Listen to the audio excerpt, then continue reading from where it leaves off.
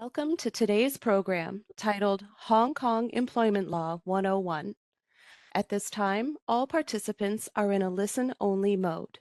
For those of you who are logged in to the live web presentation, you are encouraged to submit questions throughout the conference by typing them in to the Q&A box on the right-hand side of your screen. During the program, you will have the opportunity to test your knowledge with some interactive questions.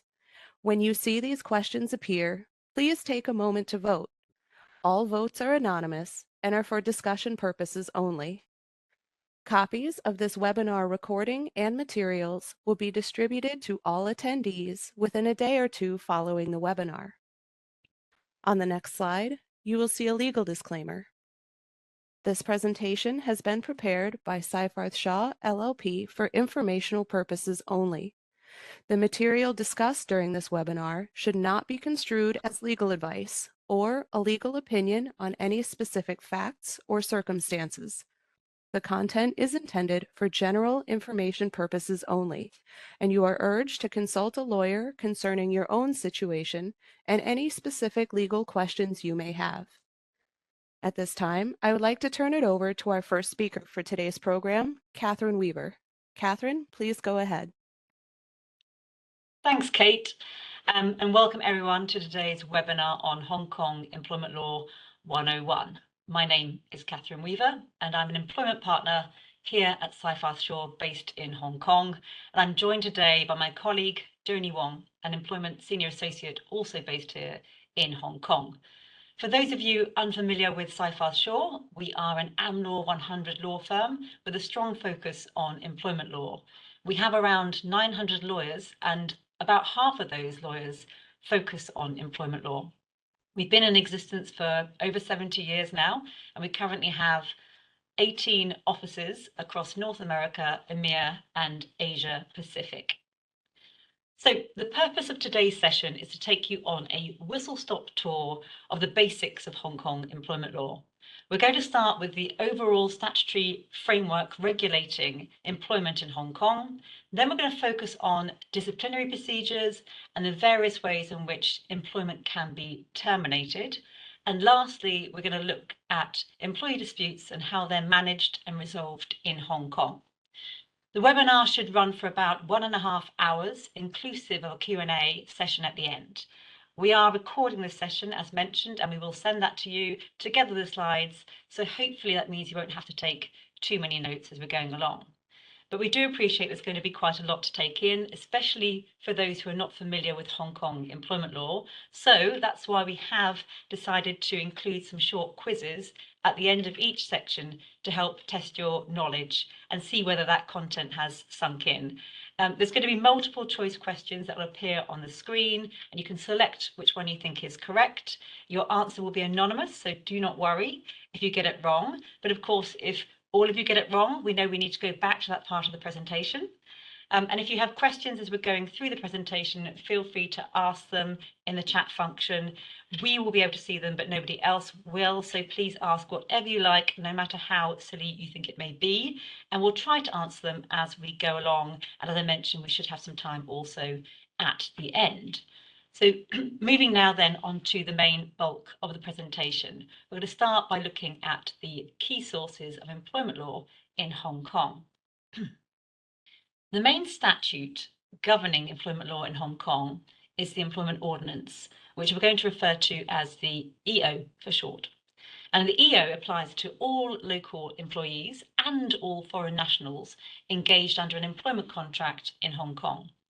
There are a few exceptions to this, such as seamen and family members employed in family businesses. But the majority of situations, the EO will apply. And the fact that an employment contract states that it's governed by a foreign law, such as England and Wales, does not necessarily mean that the EO no longer applies. Now, there's been some contrasting case law on this point, with one reported case saying that the choice of law provision in the contract overrides the EO, and another reported case saying that you cannot contract out of the provisions in the EO in respect of employees' rights, benefits, and protections. So as such, because we have this kind of conflicting, contrasting case law, it's best to be cautious in a situation where the employment contract is stated to be under a foreign law, because you need to consider what the employee's potential rights are under the foreign law, but also under Hong Kong law. This slide also sets out some other important employment-related legislation, and we're going to go through some of those later in the seminar. Apart from legislation, we've got common law as well, and that plays a large part in shaping Hong Kong employment law. And what we mean by common law is the development of law through court decisions and precedent. Beyond the court decisions just in Hong Kong, we also look at decisions in other common law jurisdictions, for example, Singapore, England and Wales, Australia, which are deemed to be persuasive in Hong Kong. The employment contract is also fundamental to the establishment of employment rights in Hong Kong. And the employment contract can include express terms, meaning those expressly stated within the contract, and implied terms, meaning those that have been implied into the contract through custom and practice and common law. For example, there are implied duty of fidelity, and there's an implied duty of mutual trust and confidence. It's also worth noting that some employment rights can be derived from policies that an employer might have in place if those policies are stated to be contractual or they've become impliedly contractual through custom and practice. So in summary, there are many sources that contribute to employment rights in Hong Kong, and these can change quite rapidly compared to, say, corporate law. So it's important to stay on top of these changes or have a lawyer who does that for you. Now, we're going to look at the employment structure and how that's formed in Hong Kong on the next slide. We've got various types of employment in Hong Kong. Employment contracts are generally categorized into fixed-term contracts or indefinite open-ended contracts. And unlike in some Asia-Pacific jurisdictions, fixed-term contracts are not as common in Hong Kong. And that's because it's relatively straightforward to terminate employment in Hong Kong. So there's less of a need to have a contract that just automatically expires on a certain date. Whereas, say, in Korea, for example, where it's much more difficult to terminate employment, a fixed-term contract can be very helpful, as there's no need to go through a termination process. Employment contracts in Hong Kong do not have to be in writing. However, it's always advisable for them to be in writing. And also, if an employee does request for written confirmation of employment, the employer is then obliged to provide certain key information, such as information about wages, wage period, and notice period. Employment contracts can also be categorized as full-time or part-time, although part-time employment in Hong Kong is less common than in other parts of the world. What we do in Hong Kong, though, is differentiate between those who are on a continuous contract and those who are not, because an employee's statutory entitlements very much depend on this. So currently, for an employee to be under a continuous contract, they must be employed for at least 4 consecutive weeks with the same employer with at least 18 hours worked per week. And this is generally known as the 4-18 rule. However, in April this year, the government introduced an amendment bill proposing to lower the working hour threshold so that those who worked at least 17 hours per week or an aggregate of at least 68 hours, in each case over a 4-week period, would be considered to be under a continuous contract. And the effect of this is that an employee who works less than 17 hours in one particular week would still be considered to be continuously employed if the total working hours over the 4-week period were at least 68 hours in aggregate. The bill has been introduced into the Legislative Council, but it's not yet known exactly when it's going to be passed. The Labour Department currently expects it to be implemented in October this year, so we're going to watch and see whether that happens. And once that law comes into force, it's expected that more Hong Kong employees in certain industries who have higher demand for part-time staff working irregular hours will then meet that continuous contract threshold and be entitled to the enhanced benefits under the EO, which include things like rest days, paid annual leave, paid sickness allowance, severance pay, and long service pay. And this will, of course, invariably create additional cost for those employers. Employees who are under a non-continuous contract, they're still covered by the EO, but in a limited way. So not all of its provisions will apply to them, and they will have reduced protection. As regards outsourcing and dispatching workers, there's no specific legislation on that in Hong Kong. In general, employment legislation doesn't apply to people like independent contractors or self-employed persons. But of course, if you have a disgruntled independent contractor, they do sometimes try to bring claims of de facto employment and seek employment protection and remedies under the EO. And Hong Kong relies on the common law test to determine whether a person is an independent contractor or an employee. And bear in mind that the way that the parties characterise their relationship is not conclusive. The courts will consider a range of factors such as the level of control, remuneration arrangements, and provision of equipment. Kind of a quick talk about probation periods now. So probationary periods, they are fairly common in employment contracts in Hong Kong.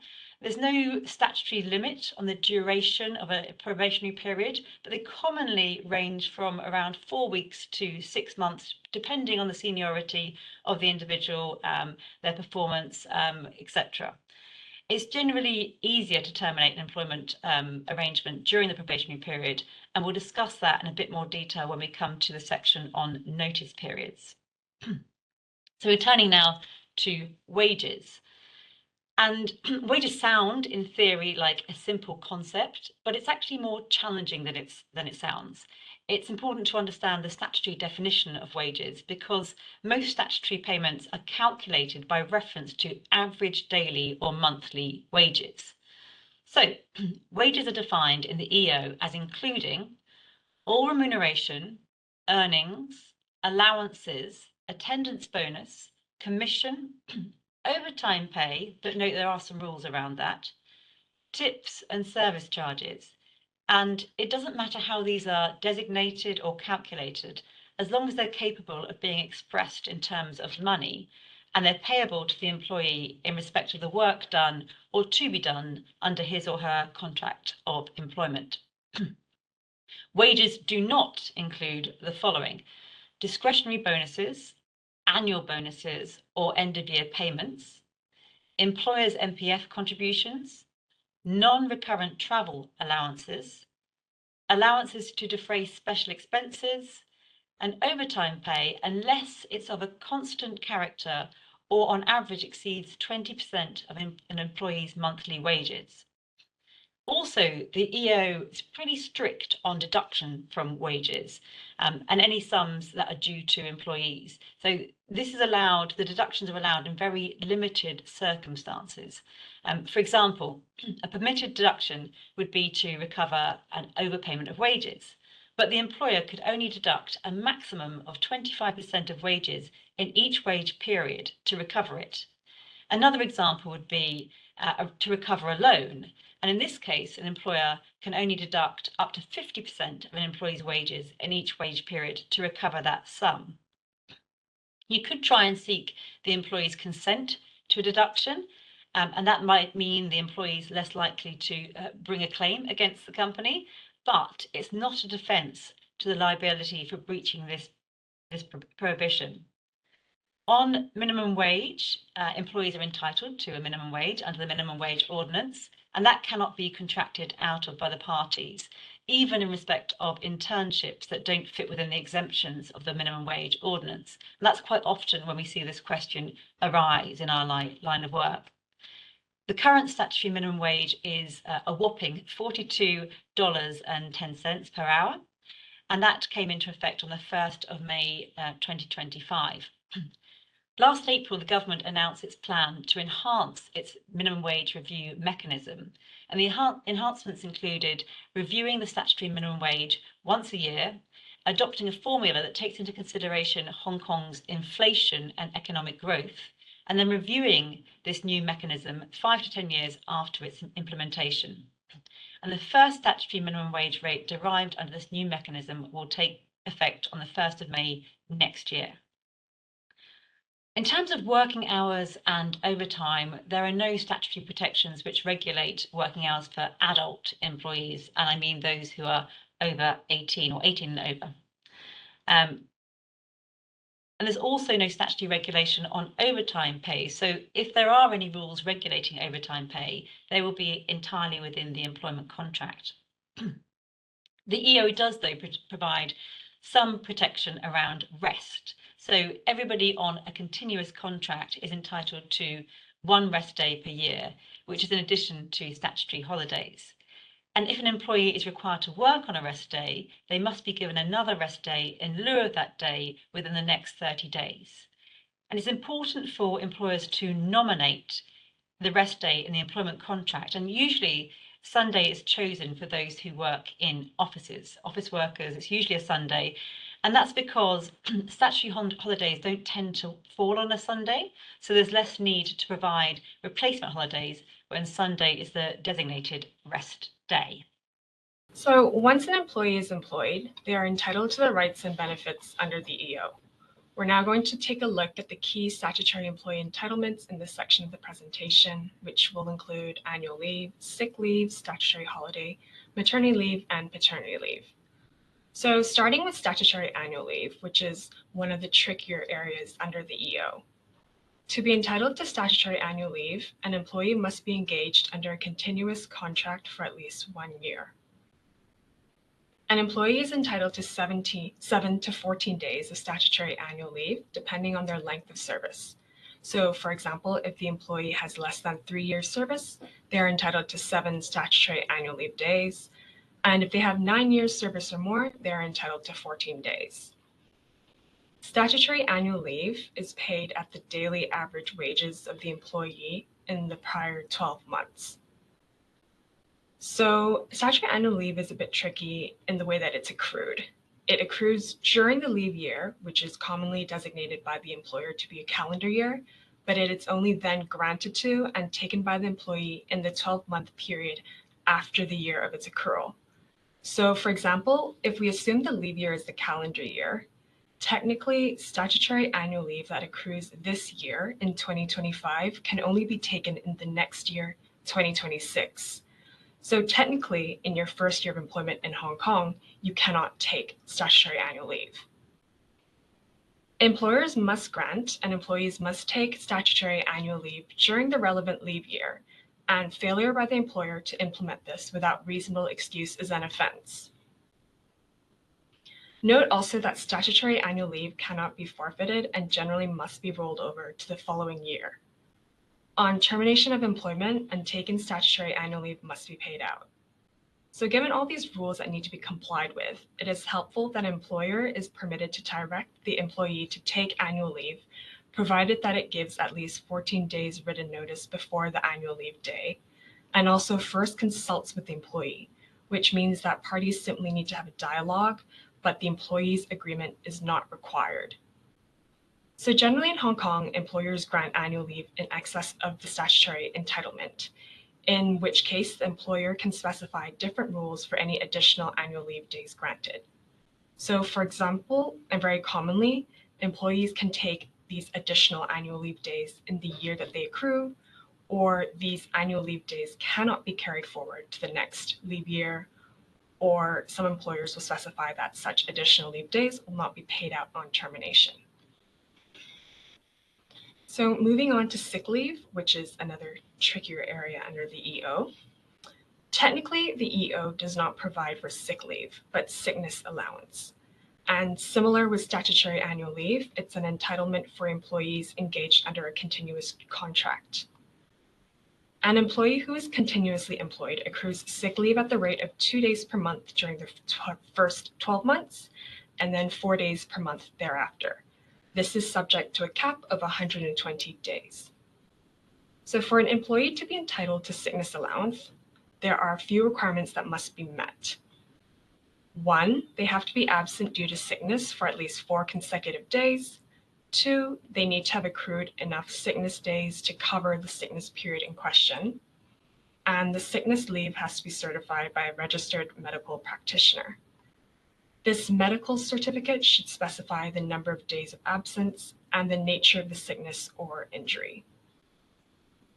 So sickness allowance is paid at 80% of the employee's average daily wages over the previous 12 months. And when an employee is on statutory sickness leave, it's generally prohibited for employees to terminate their employment, except in cases of summary dismissal due to gross misconduct. And unlike statutory annual leave, unused sickness allowances will not be paid out on termination of employment. So next up is rest days, which Catherine touched upon earlier. All employees that are continuously employed are entitled to at least one rest day every week, during which an employee can abstain from working. Rest days are appointed by the employer, and these can be granted on a regular or irregular basis. If a rest day is granted on a regular basis, so for example, every Sunday, it can be designated in the employment contract. Otherwise, for irregular rest days, the employer must, before the beginning of each month, inform the employees orally or in writing, or display a roster showing the appointed rest day for each employee. Employers are not permitted to require employees to work on a rest day unless there are exceptional circumstances, which mean in the event of a breakdown of machinery or in any other unforeseen emergency. However, an employee can voluntarily work on a rest day. Where an employee is required to work on a rest day, a substitute rest day needs to then be granted to them within 30 days after the original rest day. And the employer should notify the employee of this arrangement within 48 hours after the day the employee is required to work. Generally, whether a rest day is paid or not needs to be agreed by the parties. So moving on to statutory holidays. An employee, irrespective of their length of service, is entitled to statutory holidays. If the employee is employed continuously for at least 3 months before the relevant statutory holiday, that statutory holiday will be paid. Otherwise, it's unpaid. And if paid, this is based on the employee's average daily wages in the 12 months prior.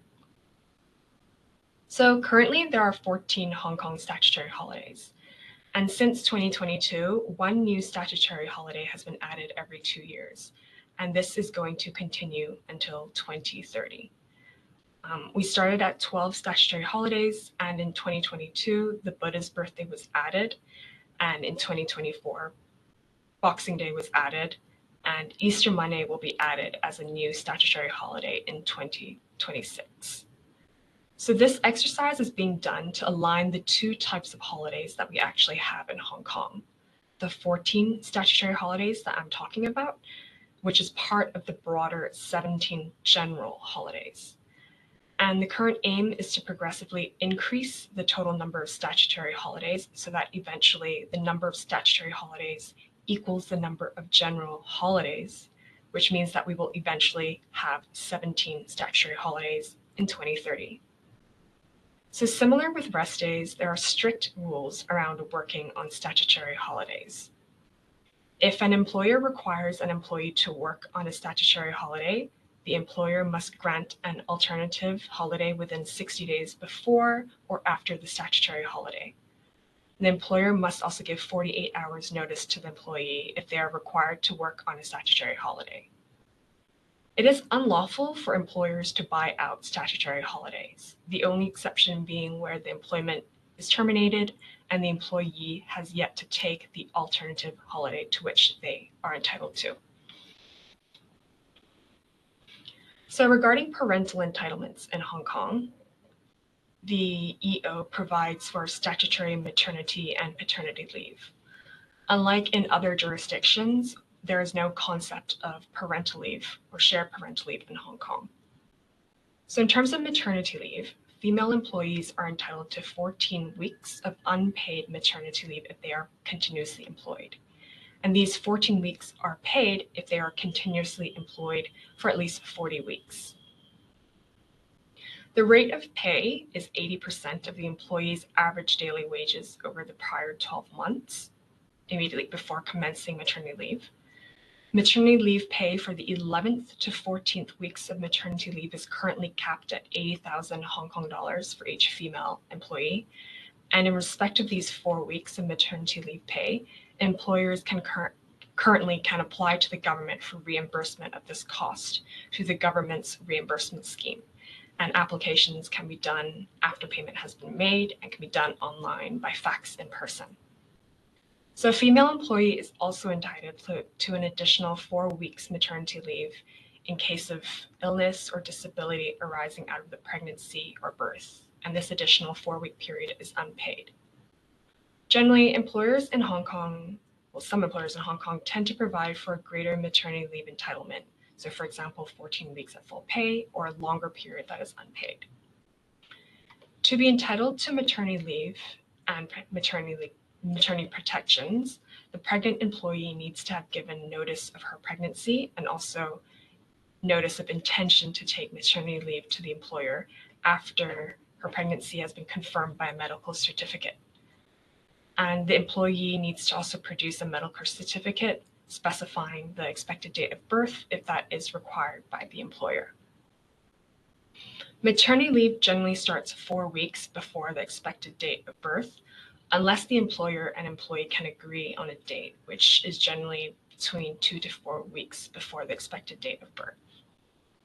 And note also that an employer is prohibited from dismissing an employee during her pregnancy and maternity leave, except in the case of summary dismissal or if on probation for an unrelated reason.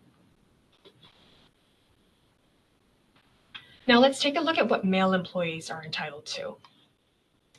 For paternity leave, a male employee has 5 days of unpaid paternity leave if they are continuously employed for less than 40 weeks. And these 5 days are paid if he is continuously employed for at least the 40 weeks prior to the date of leave. Again, the rate of pay is 80% of the employee's average daily wages over the 12-month prior period, and paternity leave can be taken as single or consecutive days. So we've now looked at the key employee entitlements under the EO, and let's now take a look at another area, pensions. In Hong Kong, the pension system is called MPF, Mandatory Provident Fund, and Catherine will take us through this part. I will, but there has been a question though before that, and I think it's probably good to answer these as we go along. So we've had 2 questions along similar lines around what happens if somebody just takes 1 or 2 days of sick leave. Is that paid or unpaid? And I'm happy to deal with this, Joni. So under the EO, it's very clear that if you take fewer than 4 consecutive days of sick leave, you will not be entitled to sickness allowance. So technically it will be unpaid from a sickness allowance standpoint. However, in our experience, the majority of employers do continue to pay just normal pay during that period.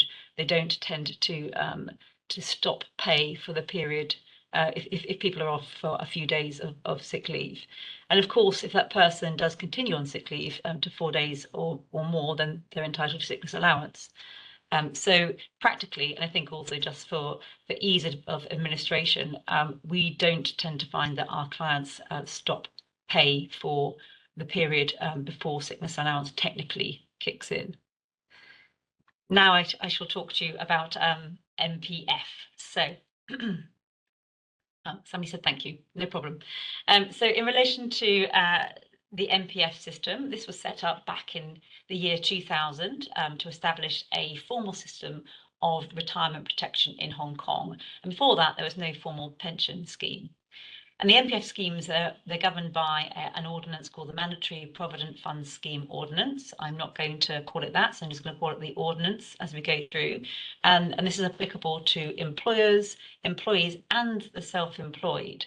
So under the ordinance, an employer has a number of legal obligations, including the obligation to enrol employees who are employed for 60 days or more into a registered MPF scheme.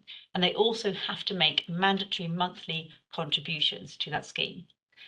Employers can opt to make further voluntary contributions to the employees' MPF schemes as part of an employee benefit programme, but in practice we don't tend to see that happening too much.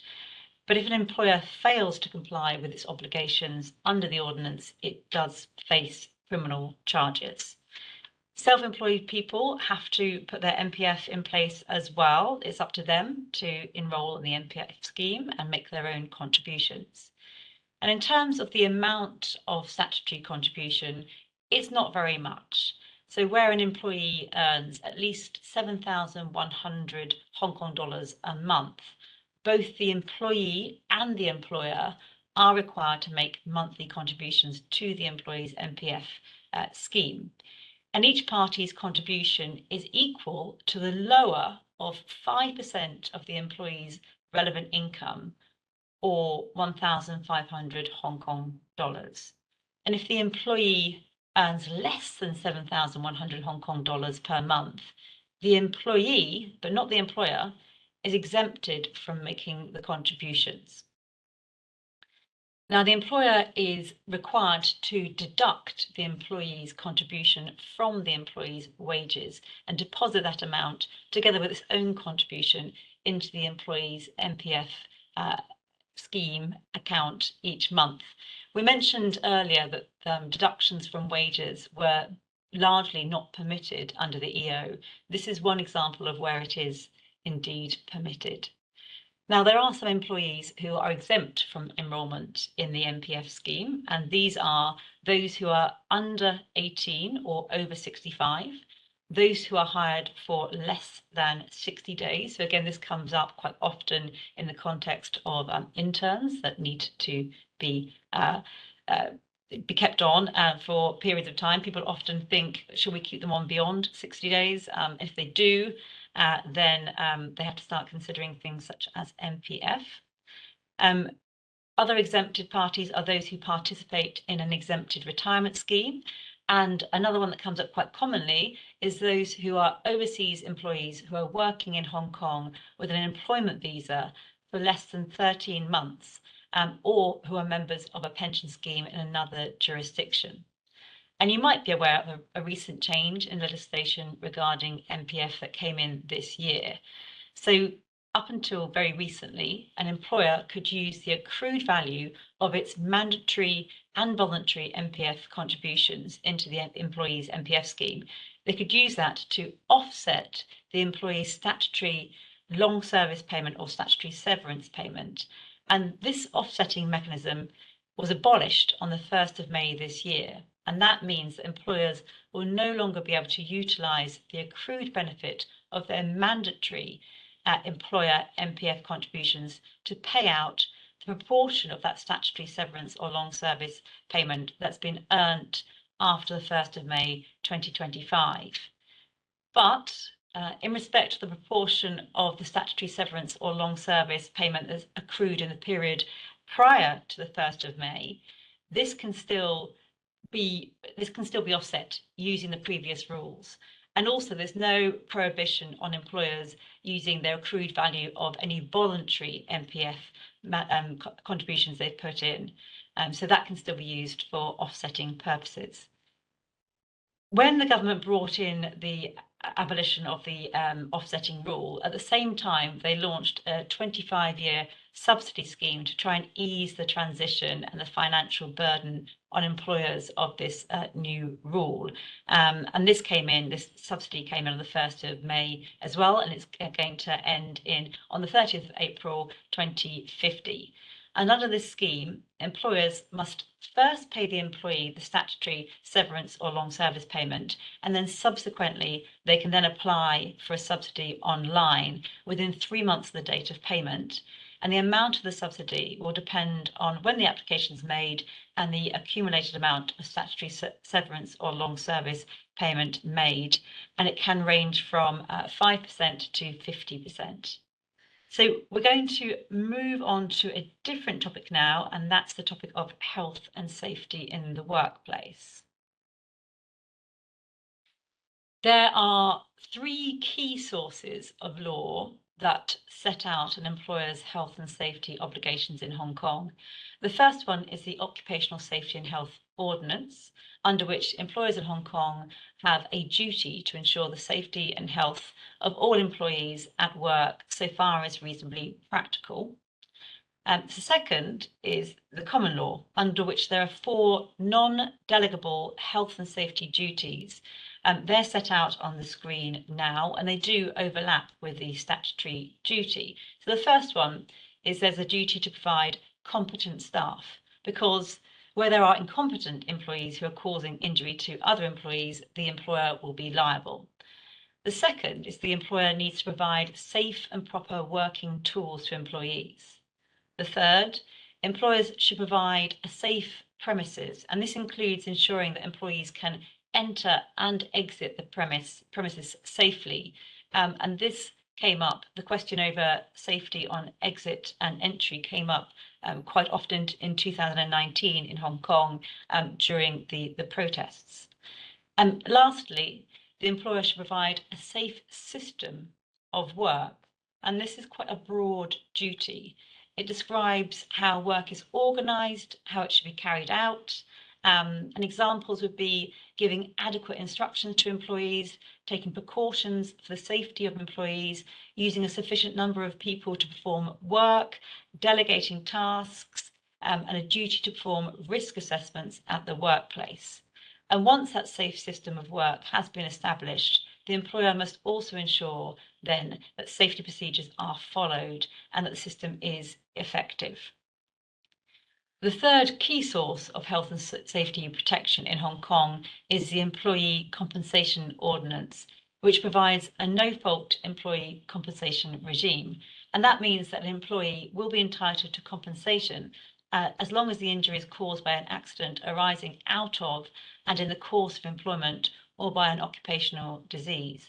The employee does not need to prove that the employer is at fault. There's been a recent change to this ordinance in terms of the levels of compensation, and these are the levels of compensation for employees who are injured at work or who've suffered occupational diseases, as well as family members of deceased employees. So what's happened is these compensation levels have increased with effect from the 17th of April this year, and the levels of compensation, they're normally adjusted every 2 years where appropriate. And the increases this time were quite large in range. So it ranged from 3.8% for some of them up to 86%, 86.3% for other areas. So do be aware of that as employers on this call. Now, the final aspect of this, the first part of the webinar, we're going to look at equal opportunities regime in Hong Kong. And as you may know, Hong Kong has specific legislation prohibiting certain forms of discrimination in the workplace. There are 4 anti-discrimination ordinances. These are the Sex Discrimination Ordinance, the Family Status Discrimination Ordinance, the Race Discrimination Ordinance, and the Disability Discrimination Ordinance. And as a practical point, it's always important to also look at the codes of conduct and other guidelines that are issued by the Equal Opportunities Commission. These may not be binding, but they do reflect best practice, and they will be relevant when you're dealing with the EOC or labour tribunals and courts. An example of a recent guide that was published by the EOC was the practical guide for employers on how to support employees with dementia at work. Now, these ordinances together prohibit discrimination on the grounds of sex, marital status, pregnancy, breastfeeding, disability, which is very broadly defined and includes physical and mental disability, family status, which is it protects those who care for family members. It also the other attributes that are protected are race, colour, descent, and national or ethnic origin. You may note that there are some protected characteristics that you see in other jurisdictions that are not mentioned here. For example, age, religious belief, and sexual orientation. There are no ordinances dealing with those, and we don't believe there's any going to be coming into play at any point soon. But you do have the Labour Department that's issued some practical guidelines for employers on eliminating age discrimination. And the government has also issued a code of practice against discrimination in employment on the ground of sexual orientation. There are 5 main types of prohibited conduct that are under the ordinances, which I'll just briefly run through. So we have direct discrimination, and this means where you treat somebody with a protected characteristic less favourably than someone without the protected characteristic. An example of this would be to dismiss somebody because they're pregnant. Then we have indirect discrimination, and this is where there is a requirement or a condition that's applied to everyone, but it negatively impacts those with a particular characteristic more than those without it. So an example would be where an employer has a hiring requirement that all candidates must be 6 foot tall. And that would negatively impact women more than men, and possibly those with certain disabilities. Third, we have harassment, which consists of any unwelcome behaviour in circumstances where a reasonable person would have anticipated that the harassed person would be offended, humiliated, or intimidated. And in Hong Kong, do note that not everything is deemed to be harassment here. So you can harass in relation to breastfeeding, disability, racial and sexual harassment. You can't, under law, harass on the grounds of family status, for example. So if there was harassment of that nature, it would not be protected under the ordinance. The fourth area is victimisation. So this is where an employer should not treat an employee less favourably for having made allegations or a complaint under one of the 4 ordinances. And then finally, we have vilification and serious vilification. And this consists of behaviour that incites hatred, serious contempt for, or revulsion or severe ridicule of a person or group of people in public because of their race or disability. And in Hong Kong, this vilification, this only applies to race and disability. It doesn't apply in relation to sex or family status. When it comes to these claims related to equal opportunity, discrimination, it's important to take note of the potential liabilities and remedies that are applicable, because they can be quite serious as compared to dismissal cases, for example, in the Labour Tribunal. And the headline news really is that companies and individuals, managers, can be held vicariously liable for the discriminatory acts of their employees. And there's also no monetary cap on the potential compensation an employee can claim for discrimination. Monetary compensation will usually consist of loss of earnings, injury to feelings, and in the most serious cases, possibly exemplary damages.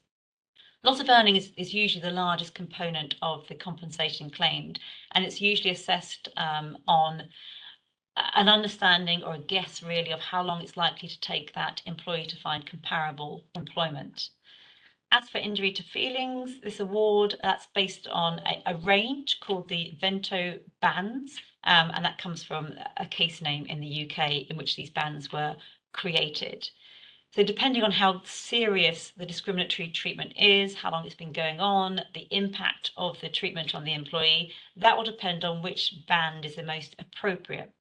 For example, a one-off isolated low-impact incident would usually fall within the lower Vento band, whereas a serious case of lengthy discrimination or harassment might be awarded compensation in the top Vento band.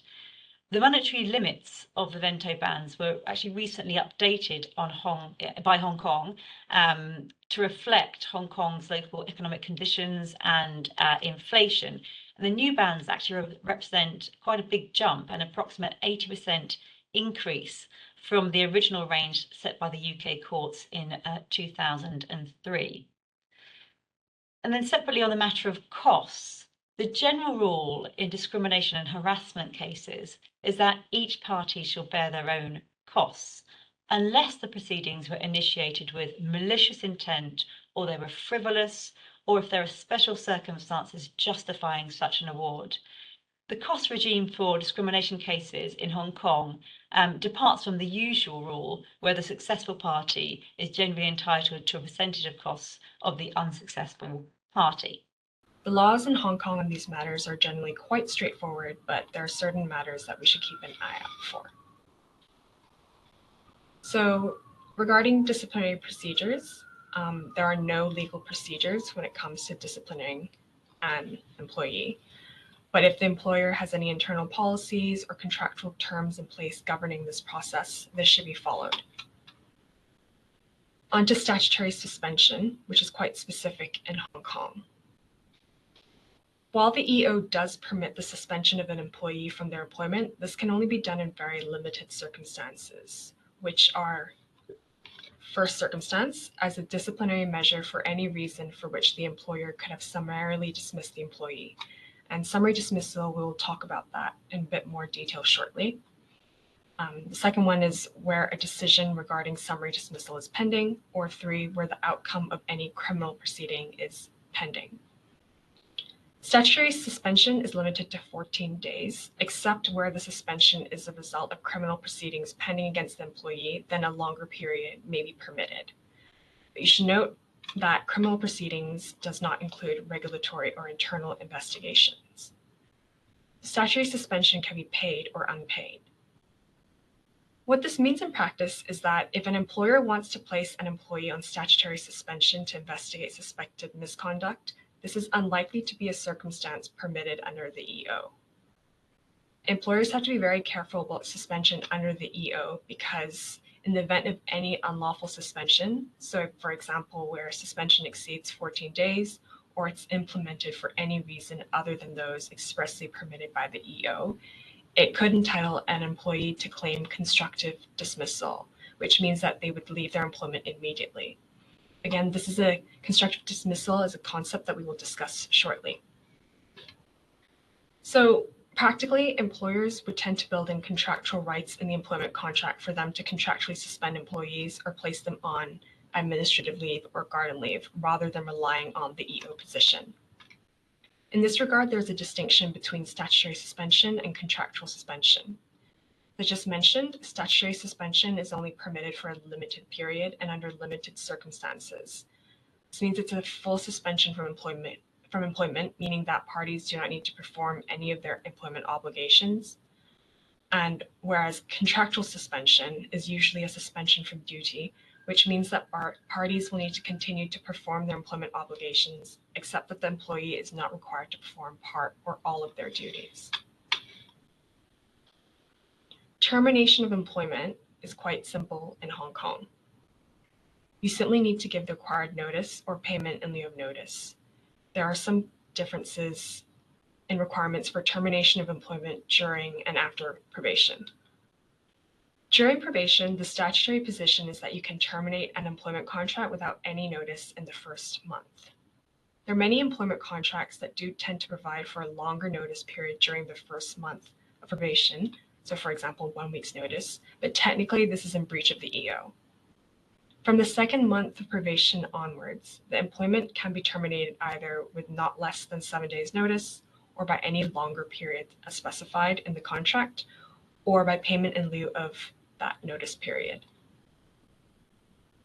After probation, employment can be terminated by either party by giving notice in accordance with the contract or by making payment in lieu of that notice period. Usually we find that the period of notice is specified in the employment contract, provided that, and this would be not less than 7 days. If no period of notice is specified, then the default position under the EO is that the notice period is 1 month. Payment in lieu of notice is calculated with reference to daily or monthly average wages earned by the employee during the 12-month period prior to the date of termination. It's also an option to place an employee on garden leave whereby the employee remains on payroll but no longer needs to report to work. In order to do so, there must be an express contractual right, or the employee must consent to being placed on garden leave. Garden leave is commonly used to keep senior employees out of the market and away from the workplace during their notice period. However, we should note that employees in Hong Kong has a statutory right to buy out their notice period, so garden leave may not be as valuable a tool to employers as it is in other jurisdictions. Catherine will now talk about summary dismissal. Thanks, Joni.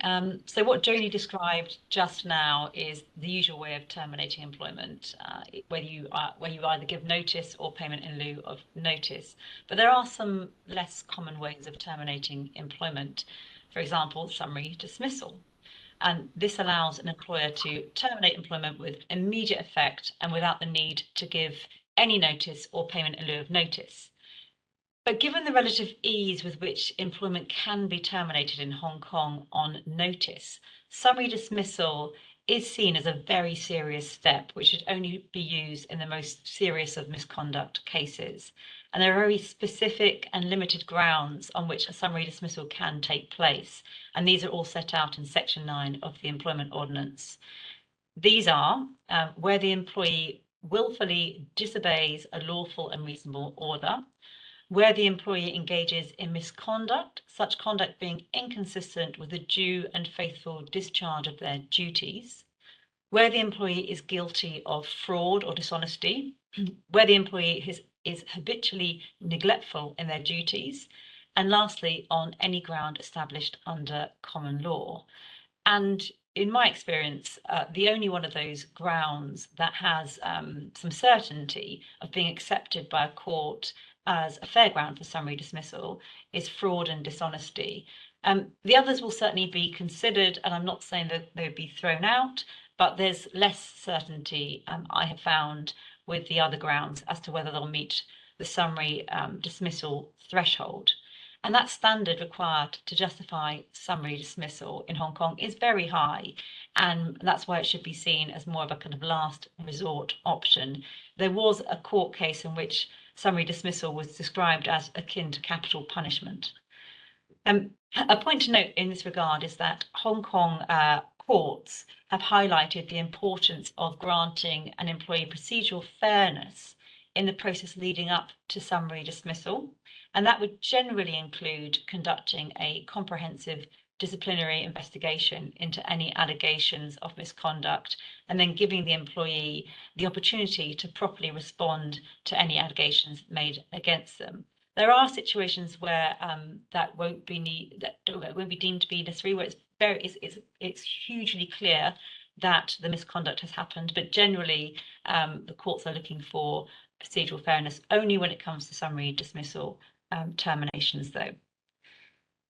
Now, another type of termination which is less common is constructive dismissal, and this is a recourse for employees. And similarly to summary dismissal, constructive dismissal is with immediate effect and does not require notice or payment in lieu of notice by the employee. Under the EO, constructive dismissal can only be done for one of the following reasons. First reason is if the employee reasonably fears physical danger or violence, such danger not being contemplated under his or her contract. Second is if the employee is subject to ill treatment by the employer. Third is if the employee has been employed for not less than 5 years and is certified as being permanently unfit for the type of work he/she is required to do under the contract. And the last is on any other grounds established at common law. And for example, if the employer is acting unreasonably and irrationally, which leads to a breakdown in the implied term of trust and confidence between the employer and employee. And this last ground, especially in relation to breach of implied term of trust and confidence, that is what we most commonly see as the ground used for constructive dismissal in Hong Kong. It should be noted, though, that if an employee does intend to resign and claim constructive dismissal, they should do so promptly following the alleged act or incident, or else they may be deemed to have waived the employee's breach of contract. Also to note, constructive dismissal claims are notoriously difficult to succeed in because the employee has to establish that the employer's act or the incident was so terrible that the employee had no choice but to resign. And often the employer is able to justify its action or in the incident. Now I'm going to move away now from termination to end this section of the webinar with a look at what recourse employees have under the EO, i.e. what kind of claims they can bring. The Employment Ordinance protects employees from being dismissed on unreasonable or unlawful grounds, and it also protects employees from unilateral or unreasonable changes to their terms and conditions of employment.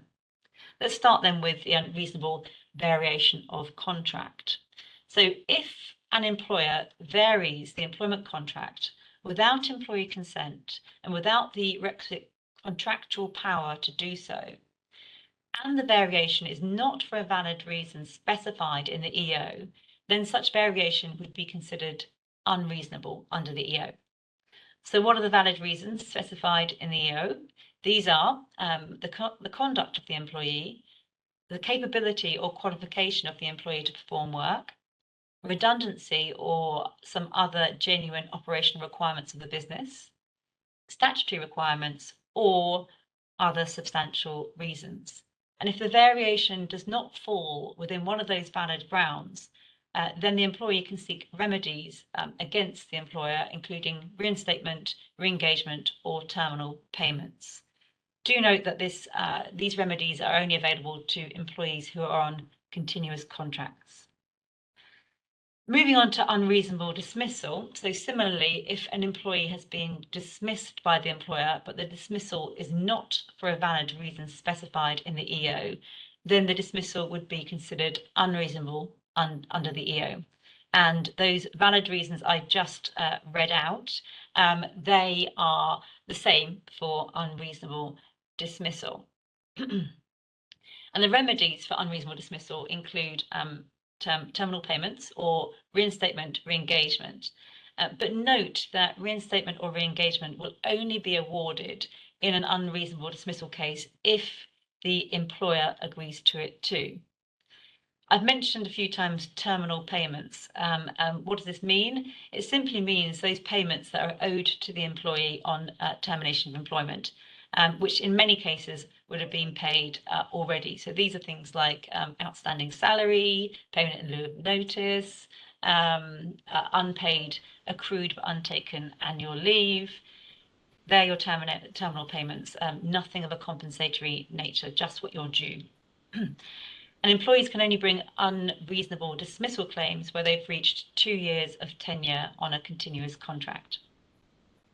Employers are also prohibited from terminating employees on unlawful grounds, and employers can face prosecution for this. And if convicted, they could be imprisoned or be liable for a fine to the government and compensation to the employee if they found to have been unlawfully dismissed.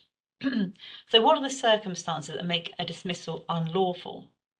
They are terminating a pregnant employee, or the termination takes place when the employee is on statutory sick leave or on maternity leave, terminating an employee because they've given evidence or information in any proceedings or inquiry in connection with the enforcement of labour legislation, industrial accident, or breach of work safety regulations, terminating an employee for being a member of a trade union or participating in trade union activities, or terminating an employee where the employee has been injured at work and an employee's compensation claim is pending. And in some cases, a dismissal can be both unreasonable and unlawful. And in those circumstances, apart from the usual remedies such as reinstatement, re-engagement, and terminal payments, the Labour Tribunal can order an additional compensation award of up to 150,000 Hong Kong dollars. A quick remark about reinstatement, re-engagement. So consent from both parties is required for an unreasonable variation or dismissal claim. So you can only get reinstatement or re-engagement in those claims where both parties agree to it.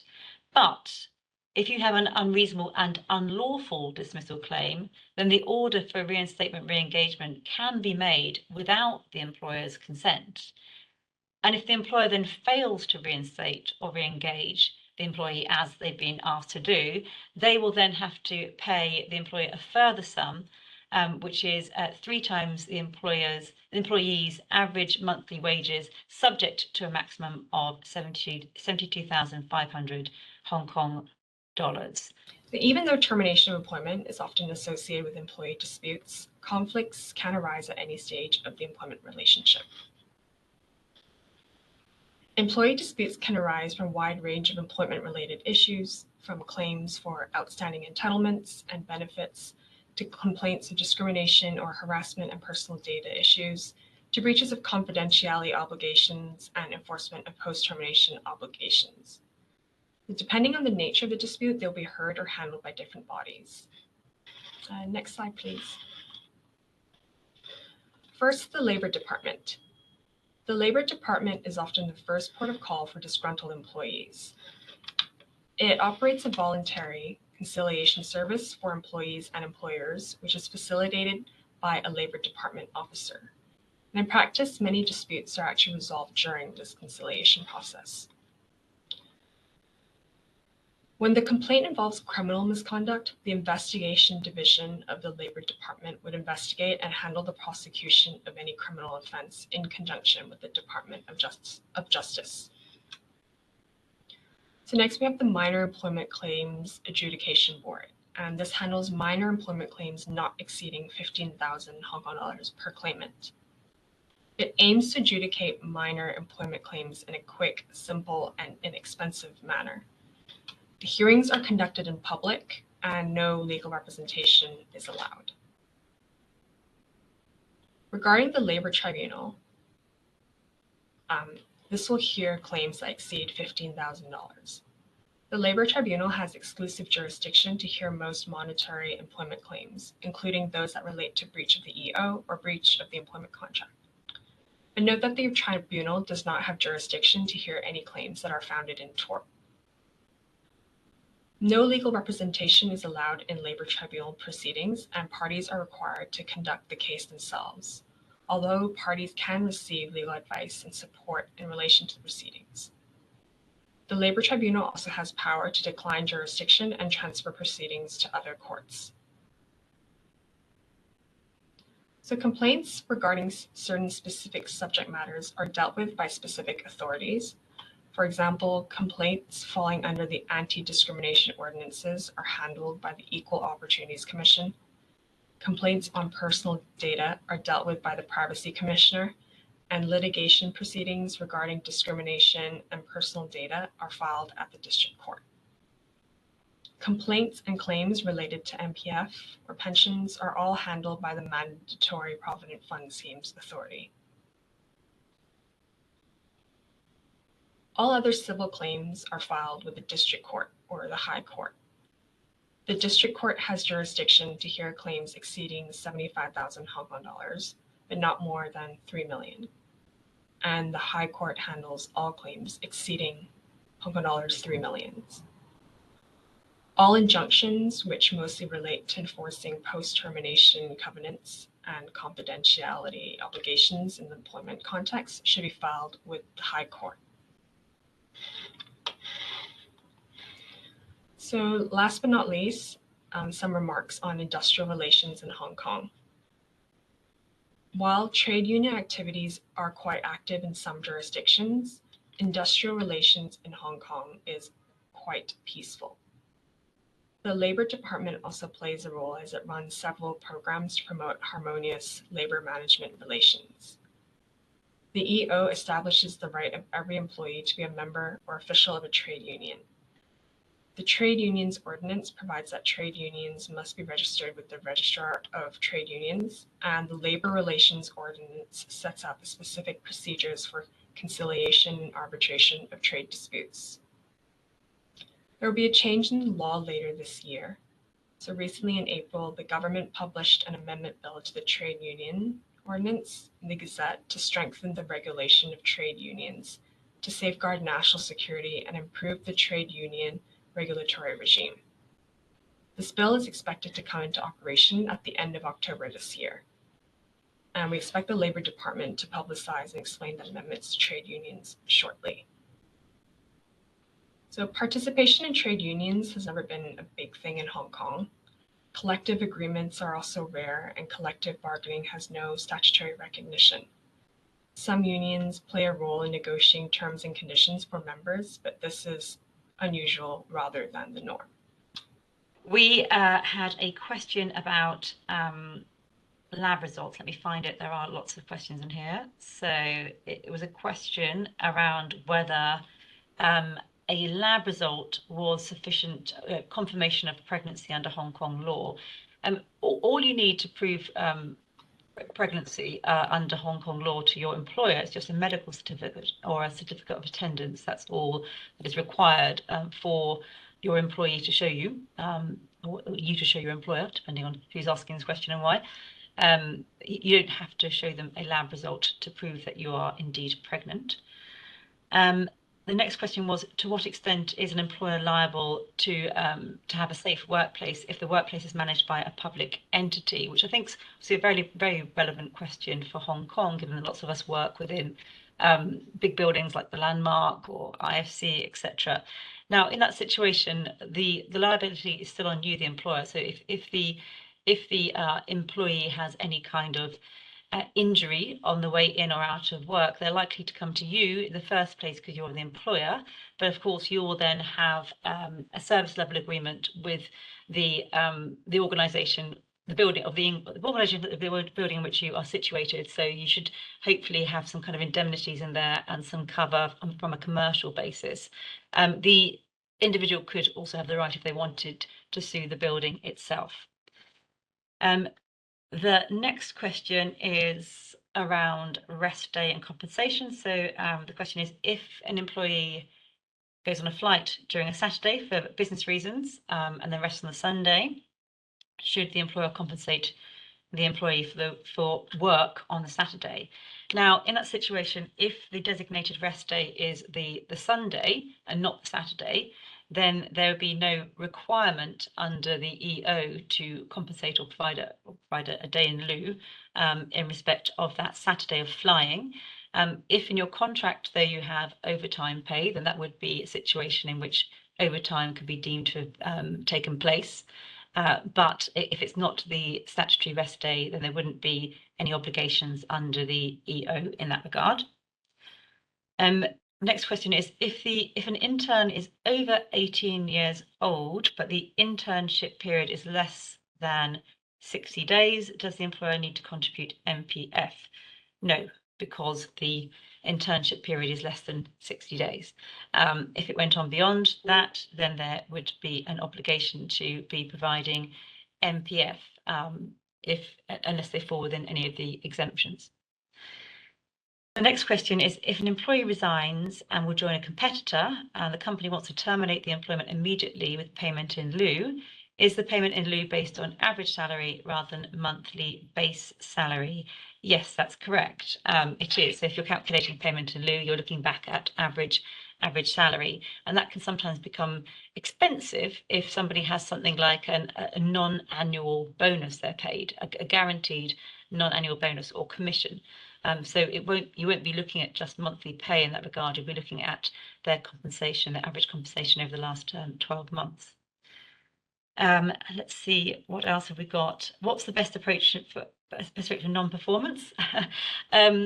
Well, that would be, there are various things you can do. You can put people on performance improvement plans, and that's quite common here in Hong Kong, and see if they succeed. You need to set them SMART goals and a reasonable period in which to achieve them. That would be the best employee-friendly way of doing things. Of course, in Hong Kong, it's relatively straightforward to terminate. So some employers do not have the patience sometimes to go through that, and they decide whether to take the risk of going through a performance improvement plan or not, or to have a conversation with employees about a managed exit instead. If an employee has exhausted all her accrued sick leave, but has failed to return to work and failed to provide a medical certificate, can we terminate the individual's employment? Technically, there would be no protection for that individual at that point in time, so they would no longer be protected against the unlawful dismissal that we were talking about earlier, because they wouldn't be on statutory sickness leave anymore. Now, would you be in the clear? Not necessarily, because if somebody's off on a long period of sick leave, generally they are claiming that they may have some kind of condition that would amount to disability under the Disability Discrimination Ordinance. So if you were to immediately terminate them at the point at which they don't have a medical certificate, then they may try and bring a claim or go to the Equal Opportunities Commission and raise a complaint against the company. So it's something to bear in mind that in terms of causation, it can look as though you are terminating them because they've had a period of sick leave, which they could then try and turn into a disability discrimination claim. Are there any other questions out there, Joni? Have I missed any?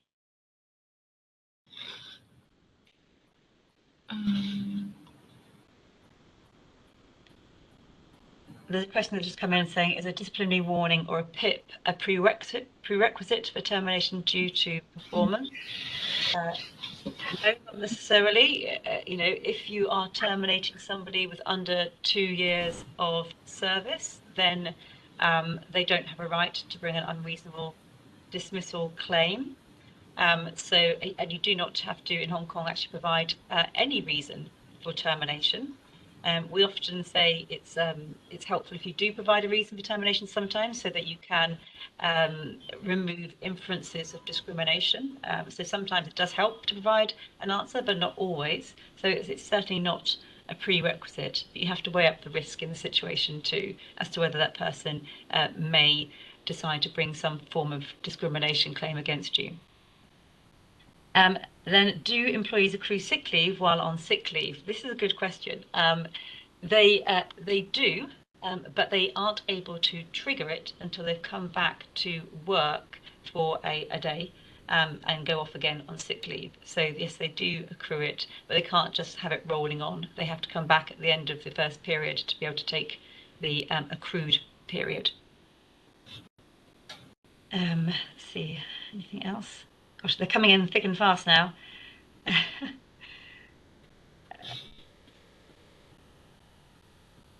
During the probation period, if the employee can't meet the requirement for the role, does the HR need solid evidence that the employee has failed probation? Again, not necessarily. During that period, it's a period to test out whether the employment is a good fit for both parties. As I said, you don't need a reason. You don't actually have to give a reason for termination in Hong Kong. Of course, unless you're summarily dismissing somebody, then in that situation there is a higher threshold. But if you're terminating on notice, then you can do exactly that. So during probation, it's even easier, especially during that first month. You don't need to give a reason. You don't need to give any notice whatsoever. For the period after that first month, you have to give a minimum of 7 days notice, and that's all you could do. You could just give 7 days notice. You need to think about your own reputation, though, as an employer, and if that gets out into the wider world, the market, that you're terminating people on probation for no reason, that may not be brilliant for you as a company. But in terms of your rights to do so, you have every right to do so under the Employment Ordinance. And we are at time. All the questions that we didn't answer, I think we answered most of them, but I think there's possibly a few that we didn't see. And we will get back to you on those after the webinar. But I hope you found it useful. And if you do find it useful, then we're thinking about doing these in respect of Singapore law and PRC law as well. So stay tuned, and thank you very much for joining.